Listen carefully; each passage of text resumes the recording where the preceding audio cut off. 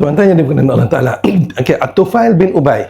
At-Tufail bin Ubay bin Ka'ab pernah bertanya pada Rasulullah sallallahu alaihi wasallam, "Ya Rasulullah, aku banyak berdoa untukmu ya Rasulullah. Aku banyak berdoa, berapa banyak yang harus aku berdoa untuk engkau ya Allah, ya Rasulullah?" Lalu Rasulullah berkata, baginda berkata semua, sebanyak yang engkau inginkan. Aku berkata lagi, seperempat. Baginda menjawab, sebanyak yang engkau inginkan.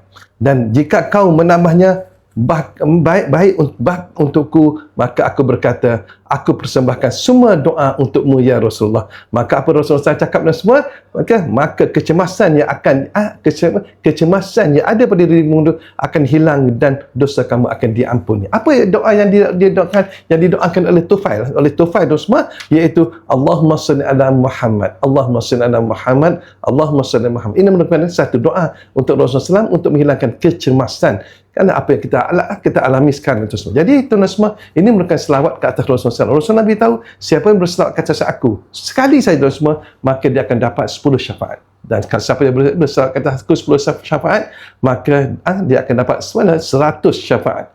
Siapa yang berselawat ke atas aku itu kata 100 kali dan semua, maka dia akan dapat 1000 syafaat. Dan siapa yang berselawat kata aku 1000, maka dia dihindarkan daripada neraka Allah Ta'ala. Inilah tuan semua, apa yang Tufail lakukan tadi ialah merupakan satu doa ke atas Rasulullah SAW, Allahumma salli ala Muhammad. Maka Rasulullah beritahu, kau baca banyak-banyak, insya-Allah kecemasan akan hilang pada diri kamu, bahkan doa kamu akan diampuni. Okay, kalau boleh tuan semua, dalam keadaan kita kecemasan sekarang ni, dalam keadaan kita tertekan dengan minyak naik, dengan harga barang naik, maka inilah peluang untuk kita berdoa kepada Allah Ta'ala, kita sampaikan doa juga untuk Rasulullah SAW. Yang baik, kalau boleh tolong sampaikan kepada sahabat kita. Assalamualaikum warahmatullahi wabarakatuh.